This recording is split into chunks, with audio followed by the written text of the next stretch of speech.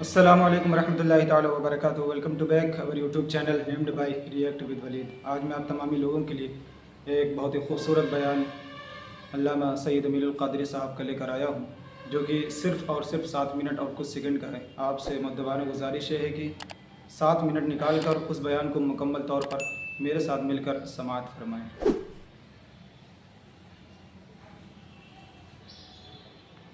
آج اگر کسی کو تھوڑی سی جو ہے وہ روپیے پیسے کی آمدنی ہو جاتی ہے، اس کے جسم پہ چربی چڑھتی ہے تو اس کو دین سے نفرت ہوتی ہے، علماء سے اس کو الرجی ہوتی ہے اور وہ دین کا مذاق اڑاتا ہے اور وہ عیاش ہوتا ہے، وہ آوارگی کی طرف جاتا ہے. لیکن آپ کو حیرت ہوگی، سلطان شمس الدین التمش اپنے دور کا ہندوستان کا بادشاہ تھا، لیکن اس بادشاہ کی شان یہ تھی کہ عصر کے پہلے کی جو 4 سنتیں غیر موقدہ جسے ہم کہتے ہیں، وہ سنتیں بھی پوری زندگی میں اس سے کبھی ترک نہ ہوئی. اس نے پوری زندگی میں کبھی تہجد بھی ترک نہیں کی. سلطان شمس الدین التمش کا حال یہ تھا کہ اس نے 4 عورتیں، ماں، بہن، بیٹی، بیوی، 4 عورتیں جس کو ہم محرم میں شمار کرتے ہیں، ان محرم کے سوا کبھی کسی غیر محرم کو قصداً جان بوجھ کر دیکھا تک نہیں. اتنا متقی وہ بادشاہ تھا. بلکہ آپ کو حیرت ہوگی، حضرت سرکار بختیار کاکی کا، قطب الدین بختیار کاکی کا جنازہ بھی حضرت سلطان شمس الدین التمش نے پڑھایا تھا. سلطان شمس الدین التمش نے پڑھایا تھا. اور آپ نے ایک نام سنا ہوگا، رضیہ سلطانہ کا نام. یہ رضیہ سلطانہ کون ہے؟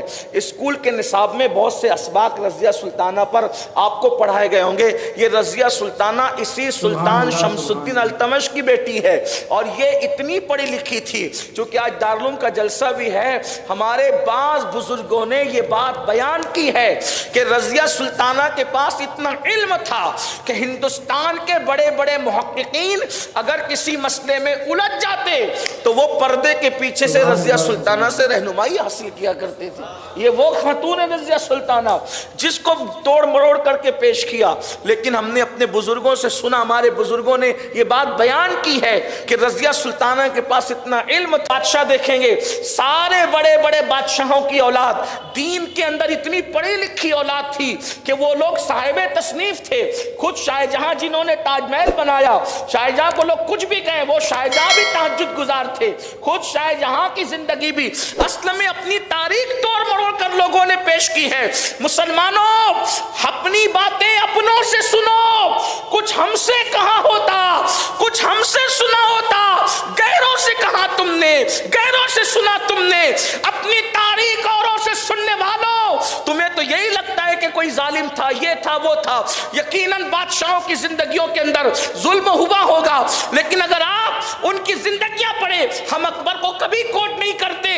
وہ ملید تھا، بے دین تھا، ظالم تھا، لیکن شاہ جہاں ایک نیک آدمی کا نام، متقی آدمی کا نام. اور شاہ جہاں نے 4 بیٹے، شاہ جہاں نے اپنی اولادوں کو جو پڑھایا، شاہ جہاں نے اپنی اولادوں کو جو پڑھایا، کسی کو آپ نے اپنے بیٹوں میں عالم سے کم نہیں بنایا. اورنگزیب اپنے دور کے عالم، بلکہ ہمارے علماء نے، علامہ ظفر الدین بہاری نے تو ان کا شمار مجددین میں فرمایا. مجدد جیسے 14ویں صدی میں اعلیٰ حضرت مجدد ہیں، ویسے اورنگزیب اپنی صدی کے مجدد ہیں. آپ غور کریں، اس شخص نے کبھی بیت المال سے کھانا نہیں کھایا، ٹوپی سی کر اور قرآن لکھ کر کے اپنا گزارا کرتے تھے. اور جب ٹوپی بیچنے کے لیے سپاہیوں کو دیتے تھے تو کیا کہہ کر دیتے تھے؟ یہ مت پتہ چلنے دینا مارکیٹ میں کہ یہ اورنگزیب کے ہاتھ کی سلی ہوئی ٹوپی ہے. اگر یہ پتہ چل گیا اور لوگوں نے میری نسبت سے ٹوپی خرید دی تو کہیں ایسا نہ ہو کہ میری تقوی کا سودا ہو جائے، میری پرہیزگاری. یہ وہ لوگ تھے، اپنے بادشاہ لوگ. یہاں تو اگر کسی کی پتھر کی بھی دکان ہے تو اس کے پیر زمین پہ نہیں ٹکتے. یہاں تو یہ کہ کسی کا کارخانہ چل رہا ہے تو اس کے پیر زمین پہ نہیں ٹکتے. اس کو دین سے کوئی لینا دینا نہیں ہے. اگر وہ 5 وقت کی نماز پڑھ لے تو وہ اپنے آپ کو کتب ابدال سے کم نہیں سمجھتا، اور اگر تھوڑی بہت زکوٰۃ نکال دے تو اپنے آپ کو وہ حاتم طائی سے کم نہیں سمجھتا. یہ حالات ہیں لوگوں کے. ارے حاتم طائی کی اوقات کیا اور اس کی کیا سخاوت ہے. واللہ اگر ہم خاندان مصطفیٰ کی سخاوت کو دیکھیں تو پتہ چلتا ہے کہ ایک بار حاتم طائی کی اولاد میں سے کسی نے امام جعفر صادق سے کہا تھا کہ میرا دادا وہ تھا کہ اس نے 10 دروازے بنا رکھے تھے، اور اگر ایک وقت میں فقیر ایک دروازے سے آتا تو بھی دیتا، 2 سے آتا تو بھی دیتا، 3 سے آتا تو بھی دیتا، حتیٰ کہ 10 دروازے سے آتا تو میرا دادا دیتا. اتنا سخی تھا میرا دادا. حضرت امام جعفر صادق نے مسکرا کے